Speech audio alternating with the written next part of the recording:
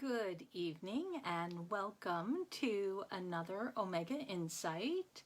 Tonight's topic, I wanted to discuss setting boundaries. So since we just passed Thanksgiving, hopefully you all had a wonderful Thanksgiving holiday. The question arises now that we're in the holiday season, how do we set boundaries?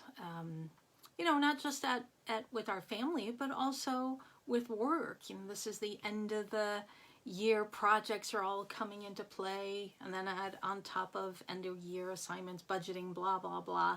And then of course our family, how do we set boundaries? Now, the thing is, this is not a new topic. We all understand that. People have been talking about setting boundaries as long as I can remember. We all know we're supposed to set boundaries. The question I have is, why don't we? If we know something is helpful for us, why don't we do it? Now, I know the easy thing is, well, yeah, exercise is helpful for us. And do I exercise every day? Sure, I used to. But there's something that's required, or some emotional element that gets involved that prevents us from setting a boundary and keeping our boundaries. Now, of course, my first thought is this all depends on the person. If it's somebody who hardly ever comes around and asks for assistance, yeah, we're right on it. That, no problem, I got it. Sometimes even if it does stretch us a little bit, we'll try to work them in. And we have those other individuals who always seem to need our assistance, kind of the leeches. Here, can you do this? And then somebody might ask you, hey, can you do this? No, I don't have the time. Well, how about it'll only take a second? That's one thing they say. Or, look, I'm very busy right now. Well, when you're done, like there's these phrases that kind of meant to hook us into wanting to assist or give away our time, and our boundary becomes diminished. So there's a couple of things that I was thinking of. Again, if it's somebody that we love, we have a harder time setting boundaries. But if it's that cranky person at work that just annoys us, oh, piece of cake. Nope, don't have time for you. And I don't want us to get to that point where we just want to be so dismissive. We just need to learn what's appropriate, and there really is a technique to setting boundaries. So a couple of things that why we don't set boundaries. The first could be we want to avoid conflicts. Can I just say teenagers and just leave it at that? Of course, I'm not kidding, but kidding. But family does have a tendency to, we don't want to have the conflict, so sure. Especially around the holidays. Can you bring this? Yeah, whatever. Because we don't want to have the conflict. And this can happen especially if there are tensions already existing. We don't say no because we don't want to add to that.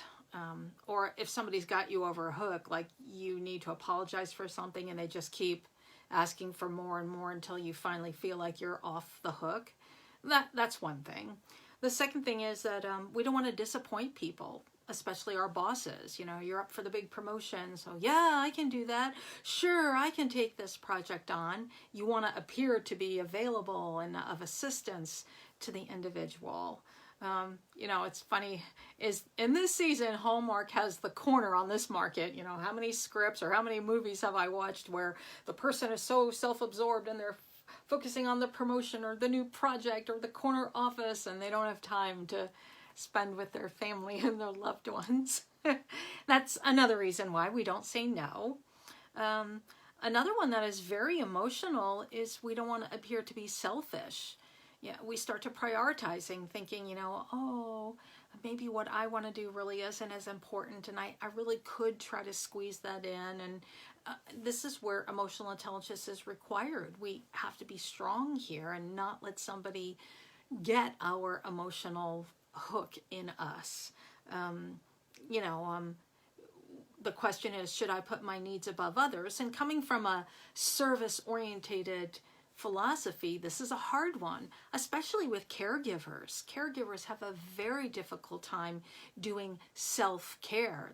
They're always wanting to be of assistance. And unfortunately, this is where the phrase, the doormat, can come into play, because they're always available until finally they get wiped out.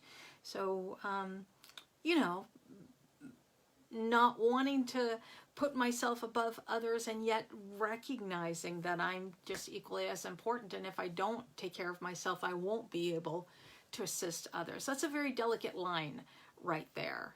And the last thing is that maybe we just don't know how to. I know I have never sat down my kids and said, all right, listen, here's how you set boundaries. I've never had that conversation. No one's ever had that conversation with me on how to set boundaries. It's also a little difficult, of course, like I said, with family members. How do you set boundaries with your parents? You know, that's your parents. You want to help them, especially if they're ailing. Well, not even if they're ailing, but if they are, we really want to try to be available for them as much as possible. For our children, how do we set boundaries there? I can't tell you how many stories I know of parents who, you know, give their kid another chance and another chance and another chance. The ones who are going through addictions and or stealing money or just not being held accountable. And, you know, the parents always hope the best for their kids. And unfortunately, our children, their children, end up taking advantage of them simply because we can't say no. Now, I know all of this. I know you know all of this. But these are the reasons why we don't set a boundary, and specifically saying no, drawing the line. Now, it doesn't have to be a hard no. We don't have to be aggressive and go, why do you always ask me? We don't, if we could just remove the emotions and make this more about, you know, a contract or a deal. How do I, if I see this as my time is valuable, my services are valuable, how do I set that so that what I'm giving doesn't seem to be too much on me? I know I'm probably getting ahead of myself here. I was reminded of a Franklin Covey story. He told this story about a gentleman that he actually experienced. It was his number one guy, and every time he had a project, he always went to this guy because he knew this guy could get it done. His best employee. And so he'd always say, hey, I got another thing for you to work on. Hey, I got another thing for you to work on. And one day the gentleman, I'm just going to call him Mike. I don't remember the guy's name. But Mike said, listen, Stephen, I would love to help you. And yes, I'm excited to be able to work on this project, but come with me. And he brought him into the office and he said, here's my projects board. And he showed him the whiteboard. He said, all of these are the projects that I am now currently working on. And you'll notice there's the time frames. If you want me to take on this new project, I'd be more than happy to do that, but I need you to tell me which one I have to get rid of because I cannot get all of this done. And he kind of threw it back onto Stephen Covey. And that really captured his attention. He was like, wow, I didn't realize that I was putting so much on this individual. And that's what happens. I mean, sometimes people come to us because they're used to coming to us because we always pull through. It's not a bad thing. But we have to, again, set our limits to know what we're capable of, how far can I go, how much can I take on, and when do I have to say that's it? I have to say no. I literally don't have enough time or energy or finances. Perhaps that might be the case. So there's a very simple way of doing this. When someone approaches you and you know you don't have the time, or you know you are committed otherwise, or you maybe don't want to do this, the first rule is always to simply say thank you. Your first thing, thank you. Whether thank you, I'm grateful you thought about me, or thank you, I appreciate the offer, or thank you for the opportunity, whatever it is, you always start out with a thank you. Always express gratitude. This sets the tone. And then you simply say, unfortunately, at this time, I have another commitment. Perhaps they're inviting you to go somewhere. I have another commitment. Or if they're wanting you to work on another job, you know, unfortunately, I have another project that I'm working on. Now, here's where we get trapped. In this second part, we have a tendency to explain what we're doing, mostly because we don't want them to feel like we're blowing them off. So we start explaining, well, you know, what I have to do is I've got to do this and this and this, and I start listing off everything. This is a trap. Because the people who really want you to do something for them will listen to you and they will offer suggestions. Well, can't you do it in between this and this? Well, can't you find the time here and there? Like they will try to slip in there and convince you you really do have the time or the resources to help you. So what I would suggest is not even give the details. All you have to do is simply say, unfortunately, at this time, I'm unavailable. I have another commitment. And leave it at that. That's all you have to say. Now, here's the thing. Do not lie. I'm going to say that again. Do not lie. If you really don't want to do this, then courage up and say, I'm not interested. And say that. Now, if you really don't want to hurt someone's feelings, you could simply say, I have another commitment, and maybe you did. Maybe you had a commitment to meditate or to do some self-care, to relax. And that's your time to relax, and it would be cutting into it. That's okay. When we start prioritizing, this is our second trap that we get into. We start prioritizing and we think, well, you know, is that more important than this? Are my children more important than my me time? And obviously when you do that, you're going to say, well, yeah, my kids are more important.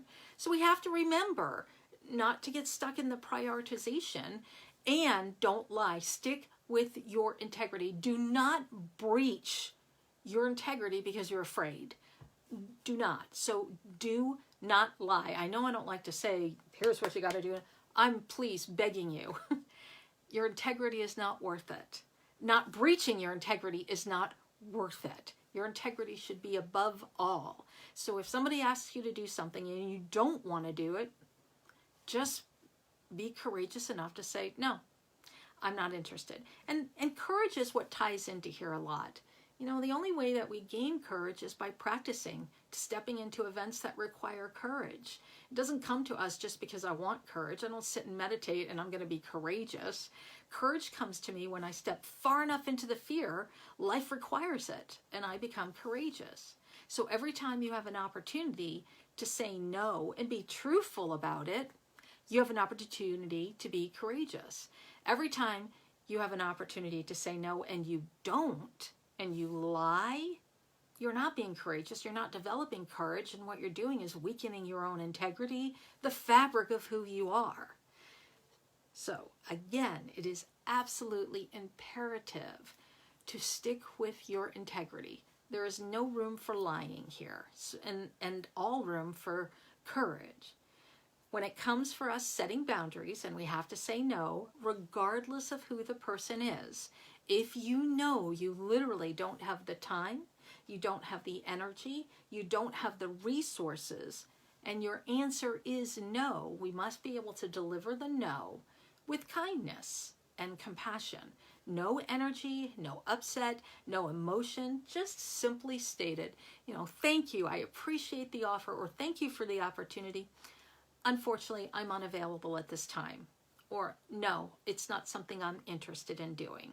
Or unfortunately, I cannot spare the time. Again, when we get caught in the explanations, that takes away the, I don't want to say the power of our statement, but I guess that's probably a good way to say it. When I start explaining why I have to do this, it starts diminishing my decision. The decision really is, no, I'm unavailable.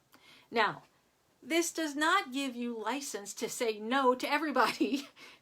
I mean, it is a good opportunity for me to look at and think, well, can I? Am I available? Is this something I can do?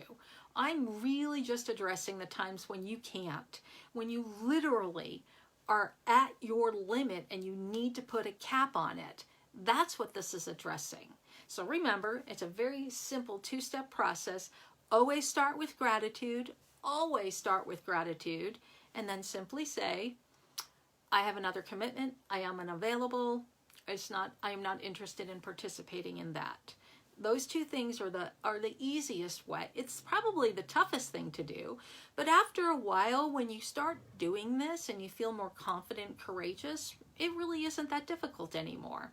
And as I said, it's a person as need basis. This really is just addressing the times when you know no is the answer.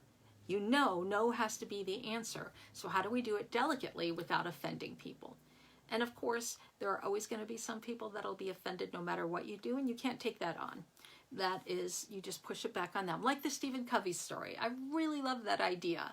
You know, I'd love to help you. You tell me which one I have to take off my list, and then I'll be happy to put that one on. Make it an agreement rather than begrudging assignment. So thank you for joining me this evening to discuss setting boundaries.